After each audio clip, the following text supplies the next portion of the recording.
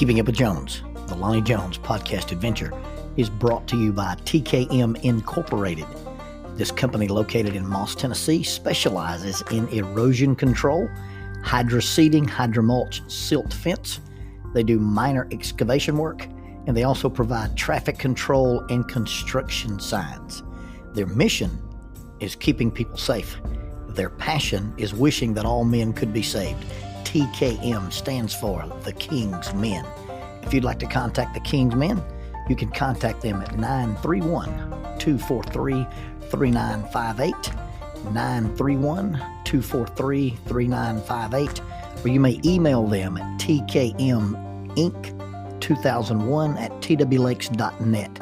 That is tkminc2001@twlakes.net. The King's Men, in partnership with Keeping Up with Jones, the Lonnie Jones podcast adventure.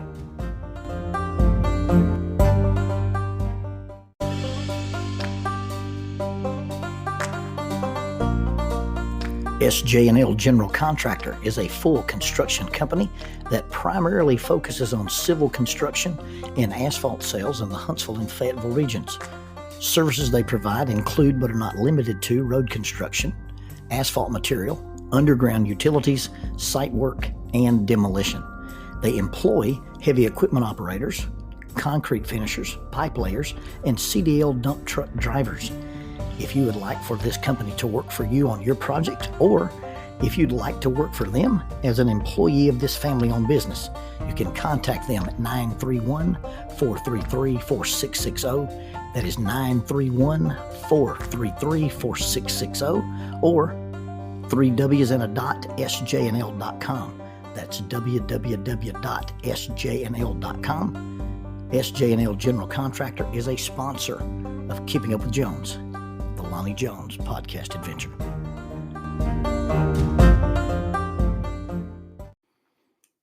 I was 30 years old. I was standing on the top of Table Rock. Now, what I was doing at Table Rock was I was retiring from climbing. You see, I'd made this decision that at 30 years old, I was too old to climb. I had been climbing for a number of years, but climbing had become frustrating. I would teach a young person to climb, and by the time they were 17 or 18, they could outclimb me. I'm not really built to be a climber. My climbing style was very rugged. I was a power climber, an inside corner, a lie back, a crack system where I could Gaston. That's where you put your hands in a crack and you pull out sideways like you're trying to rip the rock apart. Anything that involved power or brute strength, I was pretty good at. The finesse climbing, the fine climbing of like a 5'9" or a 5'10", those hard grade climbs, I just always felt like I was fighting the rock. I was trying to reach up and grab these micro holes and pull myself up. I'd been working on a fingerboard in my garage. I had bought a Matolia simulator and hung it over the door of my garage and attached bungee cords to it, and would go out there in the afternoons and hang on these micro holes until failure. I could do a pull-up on everything on that board, but was still getting bored climbing because it was so frustrating. And then the young people that I was teaching to climb, by the time they were 17 or 18, they were bored climbing with me, and they would either get girlfriends or move off to college, and I would have to recycle. So I'd come out to North Carolina, and I'm going to do this multi-pitch climb as part of the North Carolina Outward Bound, or using a guide named Doc Klein from the Kurt Hahn Leadership Center. And I was going to do this, and that was going to be my swan song. I was going to retire. A couple of things happened on that trip that impacted my life. Number one is that while I was out there, the 3-day class was basically, he called it managing a rock site.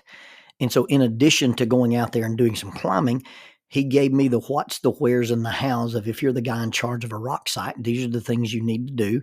These are the I's you need to dot and the T's you need to cross.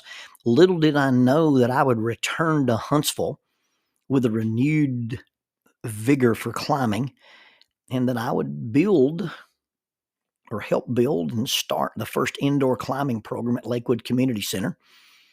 And in about 6 years, I would go on to build a ropes course and start doing some private guiding and teaching at Berry College, and that I would be involved in the vertical atmosphere all the way down to teaching climbing and rappelling at the International Olympic Youth Camp and serving as a de facto rappel master for our SWAT team. And teaching several other SWAT teams how to rappel and working with fire departments and adventure camps for the Boy Scouts. And all of it happened with the knowledge that I acquired at this class called Managing a Rock Site. Now, how does a guy go from going to be his last climb to renewing and actually having a career as a climber or a guide? Now, you've got to understand, I'm a low-end climber. If my climbing was a football team, I would be a Division III West Coast team. I'm still not a good climber, but I'm a prolific climber. Well, we're in North Carolina, and we're preparing to do a multi-pitch climb. Now, multi-pitch climb simply means that you're going to use the same rope multiple times. So instead of taking your rope and going to the top of a small rock wall, 120 feet, 100 feet, and then rappelling back down or walking off, you're going to use this rope. And once you get to a certain place, you're going to put anchors in, you're going to hang on the wall. Your lead climber is going to go up another pitch. You're going to follow him and pull the gear. And then you're going to establish an anchor point. He's going to climb again. And we did a 5-pitch climb, somewhere in the neighborhood of 500 or 600 feet. And we're using the same rope. And it's called a multi-pitch climb. Well, in order to prepare for this multi-pitch climb, this guy that I'm climbing with wants to know that I know how to tie knots. He wants to know that I can self-rescue. And he really wants to know if I can assist him if he needs to be rescued. So we're taking this like a seminar, not just a guided climb. And the second day we were there, we were in this area. I think it was an area called the Chimneys. And we had rigged some top rope. And so top roping is different than lead climbing. Lead climbing is you're climbing and you're leading the rope up the rock. Top roping is your rope is already at the top. It's put through some kind of an anchor, like a carabiner on a set of slings or another rope. It's attached to you. It's attached to the guide. And as you climb up, he pulls in your slack, almost like pulling something up a pulley. It's kind of the way the rock climbing gyms work. And so we were at this little small wall, maybe 45, 50 feet. And I get clipped into this thing and I walk in to the rock to start to climb. And Doc Klein, my guide, says, "Are you sure you can climb this?" And I said, "Well, I'm pretty sure." I looked at it and I could read the rock and it looked like it had some medium-sized holes. Everything looked very positive, like you could get good traction. He goes, "Okay, well, I want you to climb this with a blindfold." And I was like, "Who do you think you are, Obi-Wan Kenobi?" But he puts this blindfold around my eyes, and then I walk up to this rock, and instead of reaching up as high as I could reach and finding the most positive thing I could grab and doing a pull-up, I began to place my feet on the wall and find a place to stand. And my hands, instead of being above my head, were about chest or shoulder level, and they were holding me to the rock, but they weren't what I was using to climb the rock. I was climbing the rock with my feet. You see, in my early climbing career, it was all about power.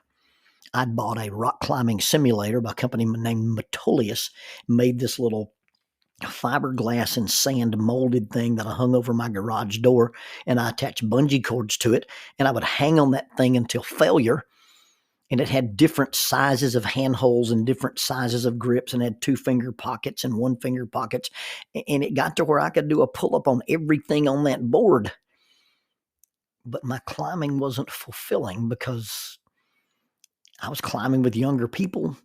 And we'd go out, and the things that I could climb, they could climb super easy. And the things that they could climb with these gymnastic style moves and the body to weight ratio of these tall young people, I couldn't climb them at all. And the handholds weren't big enough for me to put that pressure on and drag myself up the rock. But when I started climbing this wall with a blindfold, it was different. It was like I was dancing with the rock. Lynn Hill, the 5'2", 205-pound lady that was the first person to ever free climb the nose of El Capitan. Now, that's not a free solo, but a free climb where you climb using ropes to catch you, but you don't use the ropes to assist you. She's the first person to ever free the nose. Her quote was, "I do not conquer that which is my partner."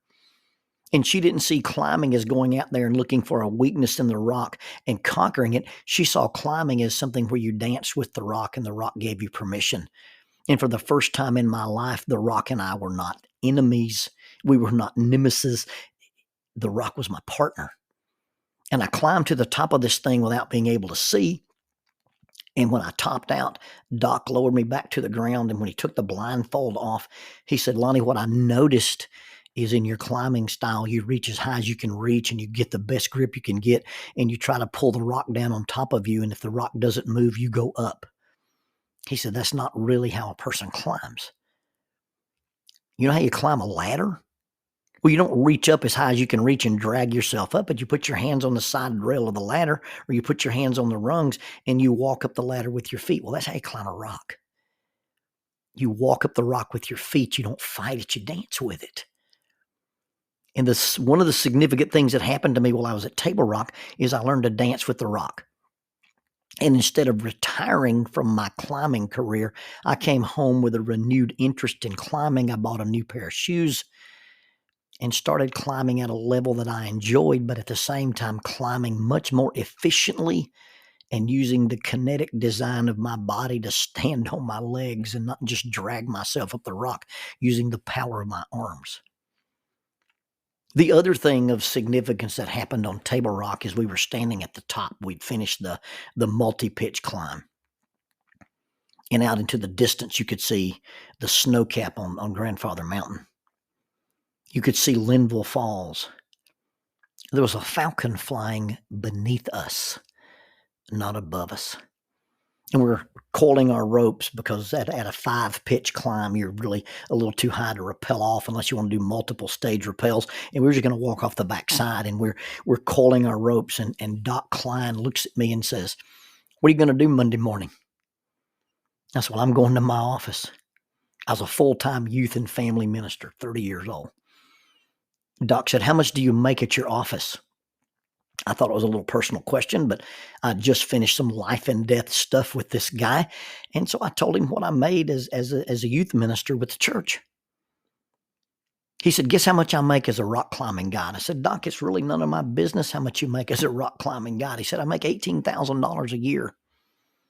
Something clicked in the back of my mind. I thought I made $18,000 selling airbrush t-shirts out of my dorm room at Harding. And so I continued to coil ropes and stuff things in a bag. And he goes, guess where I'm going Monday morning? I'm frustrated now. I don't know where he's going with this conversation. So I said, Doc, I have no idea where you're going Monday morning.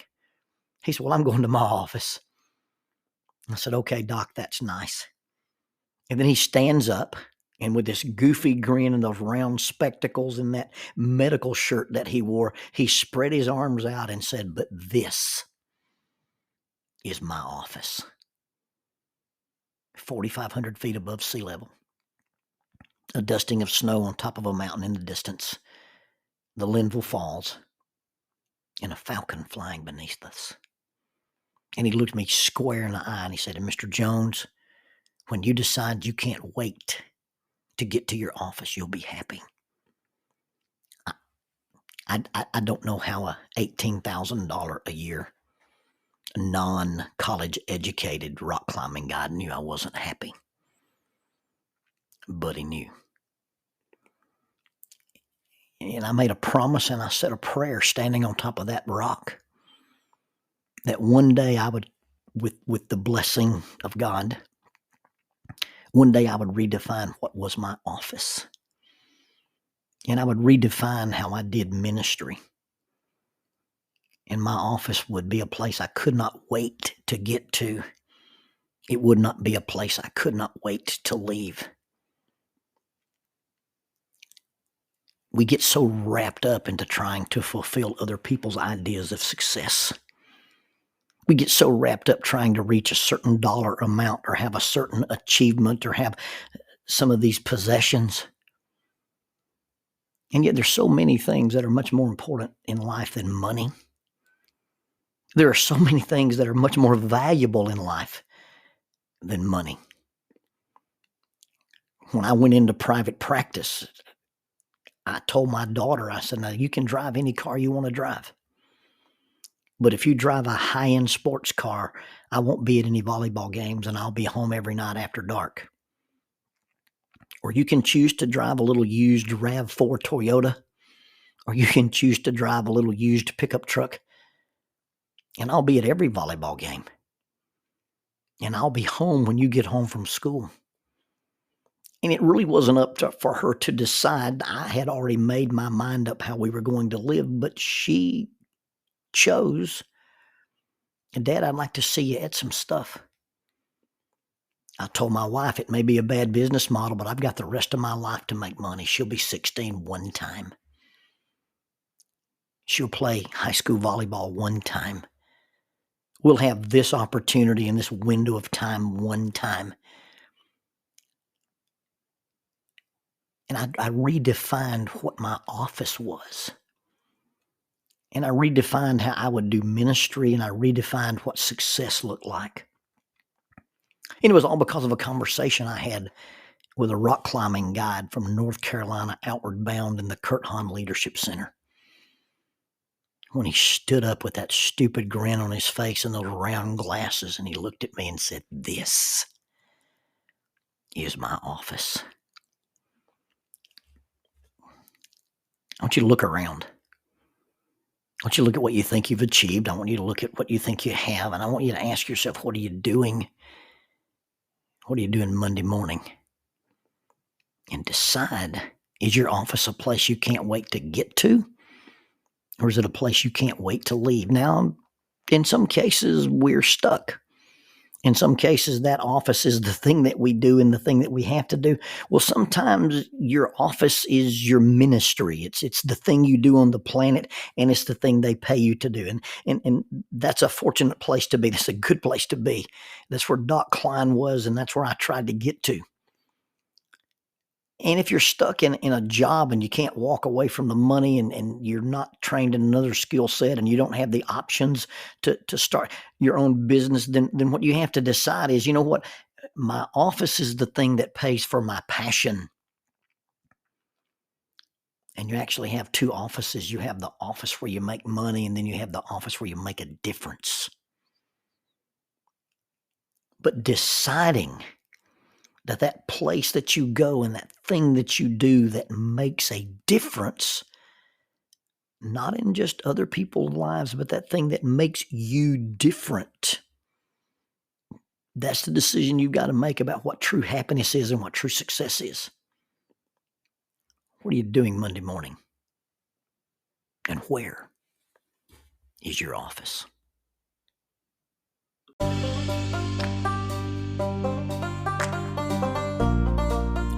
Using the tool of shortwave radio, World Christian Broadcasting literally covers the world every day with the gospel. They use two large curtain antennas. One is located in Anchor Point, Alaska, and the other in Madagascar. They send out messages that are recorded at their international home in Franklin, Tennessee. They make available 40 hours of broadcast every day. The broadcasts are made in English, Chinese, Russian, Spanish, Portuguese, Korean, English for Africa, and Arabic. They would love for your group to visit them. You can bring your ladies group, your youth group, or your men's group. Just give them a call at 615-371-8707, 615-371-8707, or you can go to worldchristian.org, find the Donate Here button, and make a financial contribution to support this work that literally covers the world every day with the gospel. World Christian Broadcasting, in cooperation with Keeping Up with Jones, the Lonnie Jones podcast adventure.